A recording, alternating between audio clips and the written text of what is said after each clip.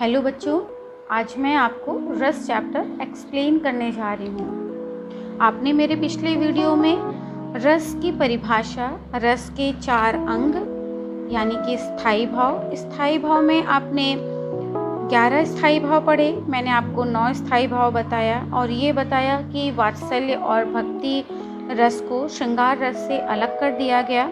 इस तरीके से रसों की संख्या 11 हो गई। फिर विभाव में भी विभाव के 2 भेद, आलंबन विभाव जिसमें आलंबन के भी 2 हैं, आश्रय और विषय, उद्दीपन विभाव, अनुभाव, संचारी भाव। मैंने आपको ये रस के 4 अंग बताए थे। अपने दूसरे वीडियो में मैंने आपको रस में श्रृंगार रस, हास्य रस और करुण रस के बारे में बताया। उम्मीद है आप अच्छी तरीके से समझ गए होंगे। आज मैं आपको अगले रस की तरफ ले चलती हूँ। अगला रस जो है वो है हमारा रौद्र रस। रौद्र का मतलब होता है क्रोध, गुस्सा। रौद्र रस, ये क्रोध जो है वो इसका स्थायी भाव है। इसके अंतर्गत किसी व्यक्ति द्वारा स्वयं के या किसी अपने के अपमान की बात सुनकर के मन में जो क्रोध या फिर गुस्से का भाव आता है, यहाँ मतलब कहने का, देखिए आपको मैं एक बार इसको अच्छे से बता दूं कि किसी व्यक्ति, जब कोई दूसरा व्यक्ति अपने बारे में मीन्स कि अपने स्वयं के बारे में जब कुछ गलत बात बोलता है, कोई अपमानजनक बात करता है, तो वो सारी बातों को सुनकर के बहुत क्रोध आता है, गुस्सा आता है। तो वहाँ पे जो अवस्था पहुँचती है, जो हमारे रस की जो अवस्था पहुँचती है, वो होती है रौद्र की। हम रौद्र की अवस्था में, क्रोध की अवस्था में पहुँचते हैं। वहाँ पे रौद्र रस होता है जिसका स्थायी भाव क्रोध है। इसके हम एक एग्जाम्पल को देखते हैं। एग्जाम्पल है, उस काल मारे क्रोध के तन कांपने उसका लगा, मानो हवा के जोर से सोता हुआ सागर जगा। देखिए, ये मैथिली शरण जी की एक रचना है। ये मैंने आपको उनकी मतलब ये बहुत ही कॉमन एग्जाम्पल है जो अक्सर कर एग्जाम में ज़रूर आता है। अगर इस पूरी लाइनों को आप सुनेंगे तो है, श्री कृष्ण के सुन वचन अर्जुन क्रोध से जलने लगे, सब शील अपना भूल कर करतल युगल मलने लगे, संसार देखें अब हमारे शत्रु रण में मृत पड़े, करते हुए यह घोषणा वे हो गए उठकर खड़े। उस काल मारे क्रोध के तन कांपने उनका लगा, मानो हवा के जोर से सोता हुआ सागर जगा। इस पंक्तियों में श्री कृष्ण जब धर्म और अधर्म के बीच का फर्क बता रहे थे, तो जब अर्जुन ने ये चीज़ जाना कि वहाँ पे अपने ही लोग अधर्म कर रहे हैं, अधर्म का साथ दे रहे हैं, तो ये सारी बातें सुन करके वो क्रोध से जलने लगे। उनके अंदर क्रोध के भाव आने लग गए। तो वो सब कुछ भूल करके, अपना जो शील था, व्यवहार था, आचरण था, वो सब भूल करके वो युद्ध के लिए खड़े हो गए। उनका सारा जो शरीर था वो क्रोध के मारे कांपने लगा। ऐसा लग रहा था कि जैसे सोता हुआ जो सागर है वो हवा की जोर से जाग गया है। तो यहाँ पे ये क्रोध के भाव हैं। यहाँ पे इस क्रोध में आपने देखा कि मतलब ये जो अवस्था पहुँची वो रौद्र की पहुँची। रौद्र का मतलब हुआ क्रोध, क्रोध के भाव जागृत होने लगे। इसी तरीके से आपने राम लक्ष्मण परशुराम संवाद पाठ में भी पढ़ा कि जहाँ पे लक्ष्मण और परशुराम के बीच में संवाद हो रहा था कि लक्ष्मण उनके क्रोध को बहुत ज़्यादा बढ़ा रहे थे। तो परशुराम क्रोधित होकर के रौद्र रूप धारण करते हुए कहने लगे कि अब जनि देई दोषि मोहि लोगु, कटुवादी बालक वध जोगु, बाल बिलो कि बहुत मैं बाचा, अब एहु मर निहार भसाचा। कि वहाँ पे परशुराम कहते हैं कि अब मुझे कोई दोष नहीं देगा, इस कड़वे वचन बोलने वाले बालक का मैं वध करने जा रहा हूँ। बच्चा समझ करके अभी इसे मैं बहुत बार बचाता आया, लेकिन अब यह मरने के लिए तैयार हो जाए। उसके बाद और भी देखिए, उन्होंने कई लाइनें बोली कि खर कुठार में अकरुण को ही, आगे अपराधी गुरुद्रोही, उत्तर देत छोड़ु बिनु मारे, केवल कौशिक सील तुम्हारे। कि वो हर बार क्रोध में भर करके अपनी सारी बातें बोल रहे थे, तो उनके अंदर जो रस की अवस्था थी वो रौद्र की थी, वो रौद्र रस था, जिसका भाव जो निकल रहा था वो क्रोध का। इसी तरीके से आप एक एग्जाम्पल और देख सकते हैं कि खट खट खट खट तेगा बाजे, बोले छपक छपक तलवार। कि खट खट खट खट तेगा बाजे, बोले छपक छपक तलवार। ये जो लाइनें हैं ये बुंदेलखंड के दो महावीर शूरवीर थे कि जो वो बात बात पे लड़ने के लिए तैयार हो जाते थे। उनका जो क्रोध था वो हर समय बढ़ जाता था। जब भी वो शत्रुओं को देखते थे उनकी तलवारें जो थी वो क्रोध से भर जाती थी। वो बुंदेलखंड के जो वीर थे आल्हा और उदल, आपने आल्हा और उदल का नाम सुना होगा कि उनकी तलवारें हमेशा शत्रुओं के खून से वो लगने के लिए तैयार रहती थी। आल्हा उदल के अंदर बुंदेलखंड के लोग हमेशा क्रोध से भरे रहते थे। तो वो जो क्रोध की अवस्था होती है उसे हम रौद्र रस कहते हैं। तो रौद्र रस आपको समझ में आ गया। अब मैं आपको अपना अगला रस बताऊंगी, वो है वीर रस। वीर का मतलब वीरता के भाव, वीरता यानी जो अवस्था हमारी वीरता तक पहुंचती है वहाँ पे वीर रस होता है। जब और जो स्थायी भाव है, स्थायी भाव उसका उत्साह माना जाता है। तो वीर रस का मतलब होता है कि इसके अंतर्गत जब हम युद्ध या कभी किसी कठिन काम को करने के लिए मन में जो उत्साह का भाव उत्पन्न होता है, यानी हमारे मन में युद्ध करने का या कोई ऐसा मुश्किल काम हो जिसको करने के लिए हम हमेशा रेडी हों, हमारे अंदर एक्साइटमेंट हो, उत्साह के भाव हो, तो रस की जो वो अवस्था पहुंचती है उसे हम वीर रस कहते हैं। मैं आपको वीर रस के भी बारे में बताना चाहूँगी कि जहाँ आप वीर रस में सिर्फ वीरता का मतलब युद्ध में ही वीरता दिखाना नहीं माना गया है। भरत मुनि ने वीर रस में तीन और वीरता का वर्णन किया है, जिसमें आपका दानवीर, धर्मवीर और दयावीर को भी लिया गया है। कि दानवीर में इसमें अपना सब कुछ दान करने का जो उत्साह होता है। आपने राजा हरिश्चंद्र के बारे में सुना होगा कि राजा हरिश्चंद्र ने अपना पूरा सब कुछ दान कर दिया था, यहाँ तक कि अपना राजपाट, और अंत में ये कंडीशन आ गई कि दान के रूप में उनके साथ ऐसी परिस्थिति आ गई कि उस परिस्थिति में उन्होंने अपने पत्नी को भी दान कर दिया, अपने बच्चे को भी दान कर दिया। मतलब वो अपने ज़बान के पक्के थे, दानवीरता में उनका नाम माना जाता है। जिस तरीके से कर्ण के बारे में आपने सुना है कि कर्ण महादानी थे, कि सब कुछ जानने के बाद भी उनके लिए जो एक प्रण था कि उन्हें अर्जुन को मारना है, और वो एक ही चीज़ थी जो उनको वो विजय दिला सकती थी, वो था उनका कवच और कुंडल। लेकिन जानने के बाद भी इंद्र को उन्होंने वो अपना कवच कुंडल भी दान कर दिया था।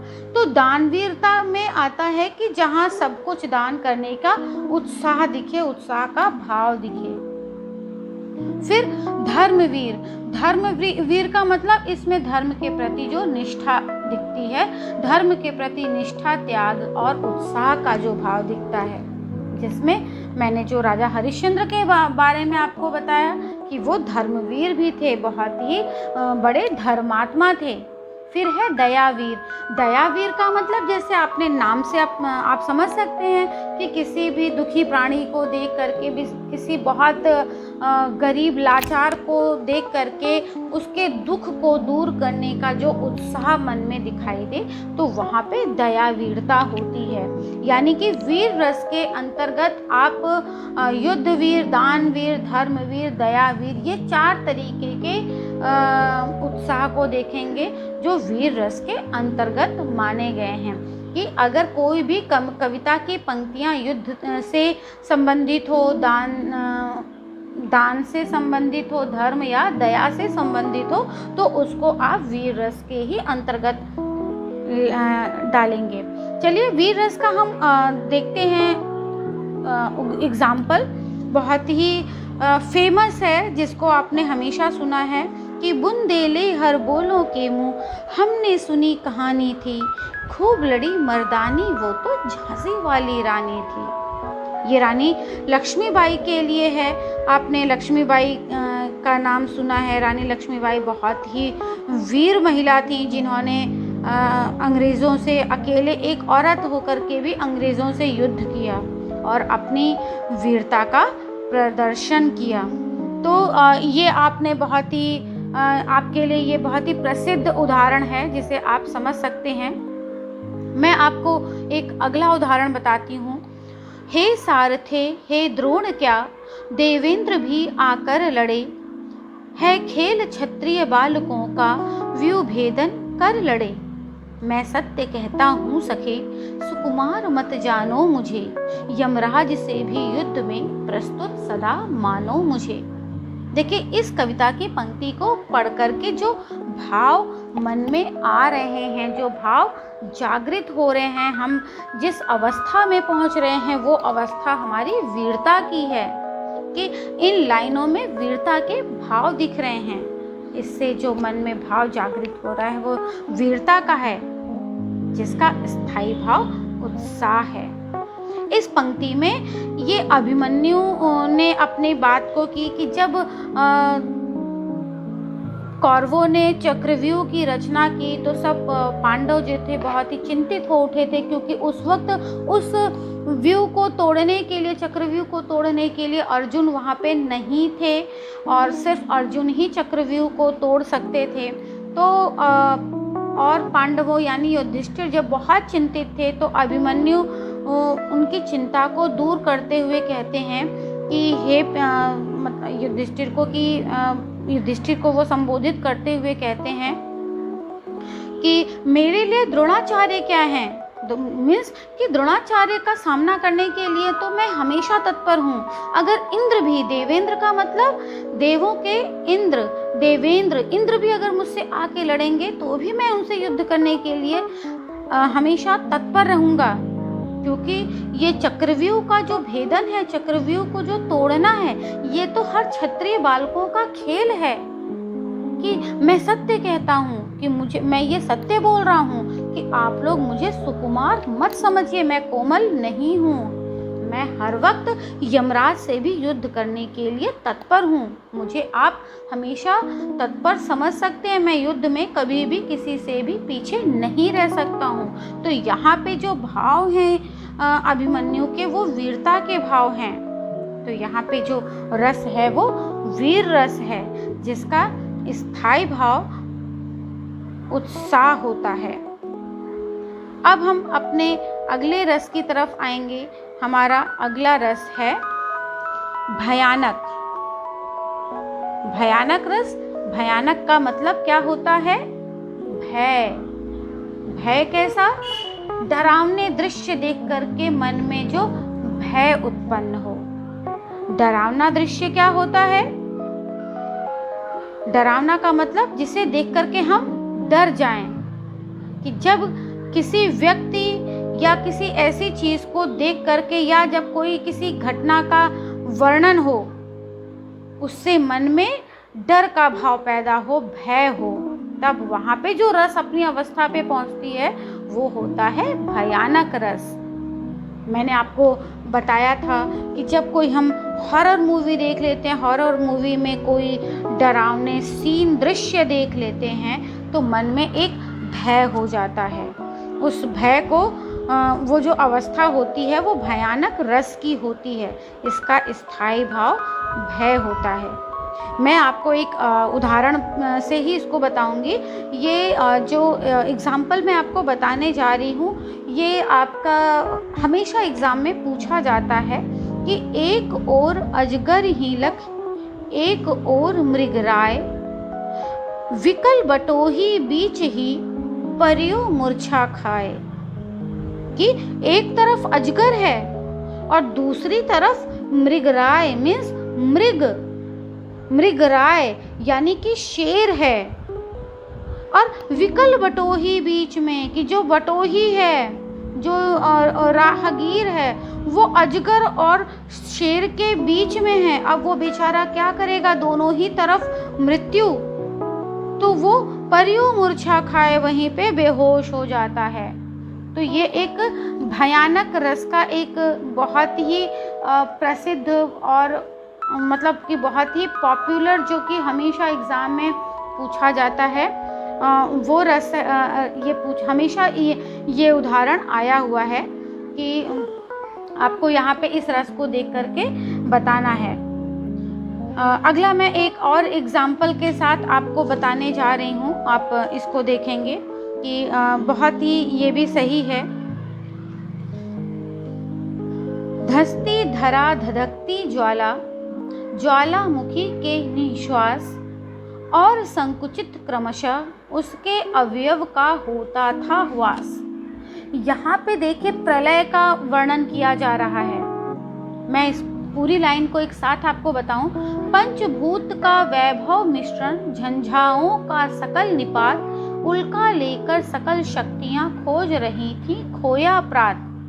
कि जब प्रलय की बात होती है, प्रलय का ये एक भयानक चित्र है। देखिए, आप सोच रहे होंगे कि कैसे हमें समझ में आएगा कि यहाँ पे प्रलय की बात हो रही है, यहाँ पे कौन सी बात हो रही है। तो आप हमेशा लाइनों को 1 से 2 बार रिपीट करेंगे तो खुद ब खुद नहीं पूरी लाइनें आपको समझ में आएंगी, तो कुछ ना कुछ आपको समझ में ज़रूर आ जाएगा कि इसमें क्या कहा जा रहा है।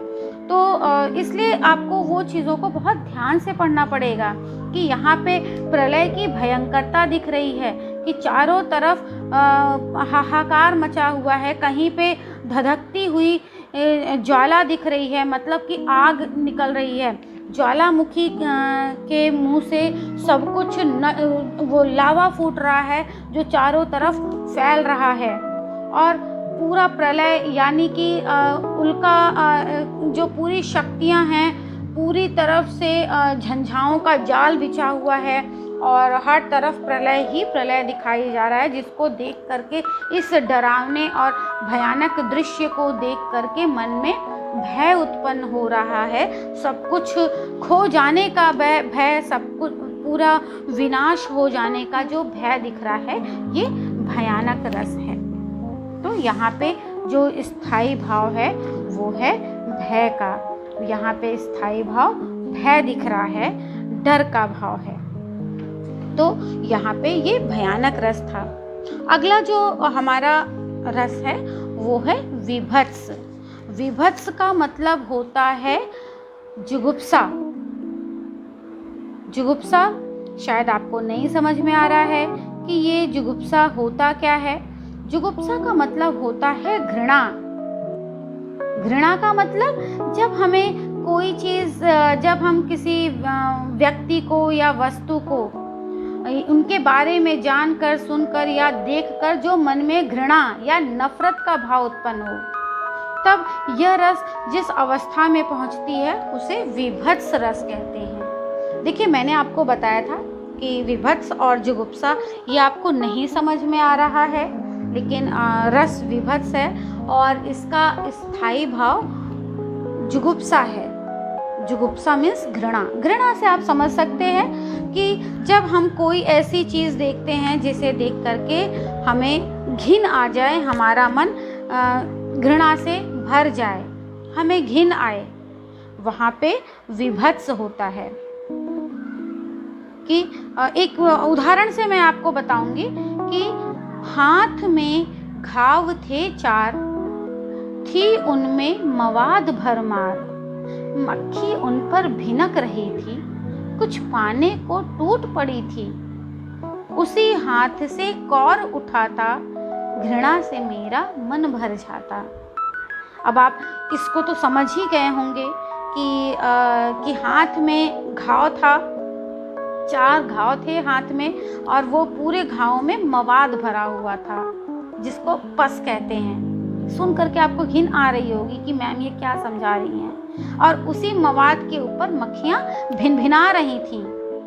उसमें कुछ पाने के लिए सब मक्खियाँ टूट पड़ी थीं। अब क्या पाने के लिए टूट पड़ी थी, ये मुझे बहुत ज़्यादा वर्णन करने की आपको ज़रूरत नहीं है, आप समझ रहे हैं। और उसी हाथ से कौर उठा रहा था, कि जिसके हाथ में घाव था वो उसी हाथ से खा रहा था। तो आप सोच रहे होंगे, छी कितना घिन आ रहा है, कितनी घृणा हो रही है। तो यहाँ पे जो अवस्था पहुँच रही है, आप देख रहे होंगे कि पूरा मन जो है हमारा खराब हो गया, हमारा जो चेहरा है वो बड़ा अजीब गरीब तरीके का बनना शुरू हो गया। तो जो अवस्था पहुँच रही है वो विभत्स की है, हमारे मन में घृणा के भाव उत्पन्न हो रहे हैं। तो यही जो है हमारा विभत्स रस है, जिसका स्थायी भाव जुगुप्सा है।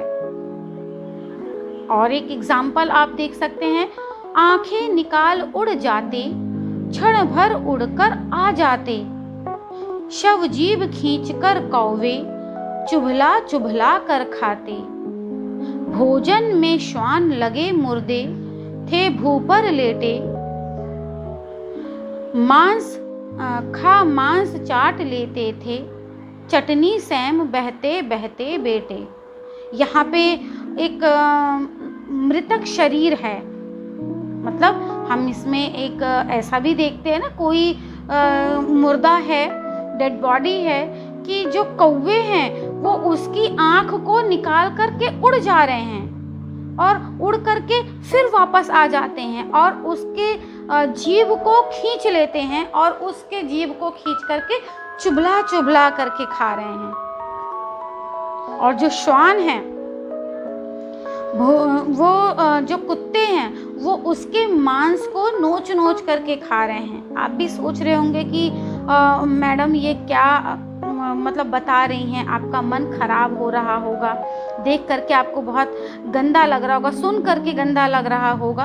तो यानी कि जो मन में भाव आ रहे हैं वो हमारे घृणा के भाव आ रहे हैं, क्योंकि इसमें रस, मांस, हड्डी इसी तरीके का ही वर्णन होता है। एक और आप इसी तरीके से गंदा उदाहरण सुनेंगे कि सोनित सो सान सानी गुदा खात सतुआ से, प्रेत एक पियत बहोरी घोरी घोरी की। सोनित सो सान सान, सोनित मतलब यहाँ पे एक प्रेत की बात आ रही है कि वो खून को कैसे पी रहा है, और गुदा अंदर के गुदा समझ सकते हैं आप, अंदर की जो अतड़ी होती है वो सब निकाल निकाल के वो कैसे खा रहे हैं। तो मन हमारा जो है वो एकदम घृणा से भर जा रहा है। बहुत हमें ऐसे घृणित दृश्य को देख करके, गंदे दृश्य को देख करके विभत्स रस की उत्पत्ति होती है। तो आप ये अच्छी तरीके से समझ गए कि विभत्स रस क्या है, किस तरीके से मन में भाव आते हैं, और वहाँ पे उसका स्थायी भाव है वो जो है वो उत्पन्न हो रहा है, वो जुगुप्सा है। तो बच्चों, आज मैंने आप लोगों को इस वीडियो में 4 रस बताया। रौद्र रस जिसका स्थायी भाव क्रोध है, वीर रस स्थायी भाव उत्साह, भयानक स्थायी भाव भय, विभत्स स्थायी भाव जुगुप्सा यानी घृणा। ये सारे भाव आपने रस को स्थायी भाव के साथ देखा, कुछ उदाहरणों के साथ मैंने आपको बताया, और उम्मीद है आपको ये उदाहरण भी अच्छे से समझ में आ रहा होगा। एक बात मैं आप लोगों को और बता देना चाहती हूँ, वो शायद मैंने अपने पिछले वीडियो में आपको नहीं बताया, कि जब भी किसी भी रस का संचारी भाव पूछता है, अब स्थायी भाव तो आपने हर रस का रट लिया, क्योंकि हर रस का एक स्थायी भाव होता है। तो 11 रस आपने पढ़े, 11 रस के स्थायी भाव मैंने आपको बता दिए। लिख करके दिया, जिसमें मैं थोड़े थोड़े रस के साथ उसको एग्ज़ाम्पल के साथ आपको समझाती जा रही हूँ। लेकिन अगर कभी भी किसी भी रस का संचारी भाव पूछता है तो शायद पंक्तियाँ समझ करके आपको ना समझ में आए कि इसका संचारी भाव क्या होगा, क्योंकि जहाँ आपने रस के अवयव में स्थायी भाव, विभाव, अनुभाव और संचारी भाव पढ़ा, तो मैंने आपको जैसे कुछ चीज़ें बताई। स्थायी भाव में बताया कि मन में जो परमानेंट फीलिंग है स्थायी रूप से रहती है। विभाव यानी कि कोई कारण होता है, वहाँ पे विभाव होता है। अनुभव में हमारी जो शारीरिक क्रिया होती है, हमारी एक्टिविटीज़ हो जाती हैं, जिस चीज़ को हम जिस परिस्थिति को देखते हैं उससे हमारे मन में जो भाव आने लगते हैं। और संचारी भाव में मैंने आपको बताया कि संचारी भाव जो है वो पानी के बुलबुले के समान होता है, भाव आता जाता रहता है। लेकिन अगर आपको नहीं समझ में आ रहा है कि आपको वहाँ पे क्या भाव कैसे लिखना है, तो उसके लिए एक कुछ शब्द जो कॉमन है जिसे आप किसी भी रस में लिख सकते हैं, वो है शब्द आवेग और औत्सुक्य। आप ये दो शब्द को याद रखिएगा। ये दो शब्द आवेग और औत्सुक्य आप 11 रस के किसी भी संचारी भाव में लिख सकते हैं। अगर वीर रस का संचारी भाव लिखने के लिए आता है तो आप आवेग और सुख लिख देंगे। भयानक रस का संचारी भाव लिखने के लिए आता है तो आवेग और सुख के लिख देंगे। या फिर किसी भी रस का संचारी भाव लिखने के लिए आता है तो आवेग और सुख के आप अपने दिमाग में सेट कर लीजिए। ये कॉमन शब्द है, आप किसी भी रस के संचारी भाव में लिख सकते हैं। बच्चों कंफ्यूज मत होइएगा, संचारी भाव और स्थायी भाव दो अलग चीज़ें हैं। स्थायी भाव फिक्स है, आप 11 रस के स्थायी भाव मैंने आपको बताया। मैं बात संचारी भाव की कर रही हूँ। तो स्थायी भाव फिक्स है, हर का स्थायी भाव एक है। आपने जैसे संयोग का स्थायी भाव रति पढ़ा, इसी तरीके से हास्य रस का स्थायी भाव हास पढ़ा, भयानक का स्थायी भाव भय हुआ। यानी हर रस का स्थायी भाव डिफरेंट होता है, अलग होता है। लेकिन मैं बात संचारी भाव की कर रही हूँ। संचारी भाव आप किसी भी रस में कॉमन लिख सकते हैं, वो है आवेग और औत्सुक्य। तो उम्मीद है आपको ये आज मैंने जो रस बताए वो भी आप समझ गए होंगे। मैं आपको और एग्जाम्पल बता दूंगी। आप इस वीडियो को बहुत ध्यान से देखिए, वीडियो को पॉज कर करके देखिए, जिससे आपको ये रस समझना आसान हो जाए। मैं अपना अगला रस लेकर के अगले वीडियो में आऊँगी। तब तक के लिए धन्यवाद।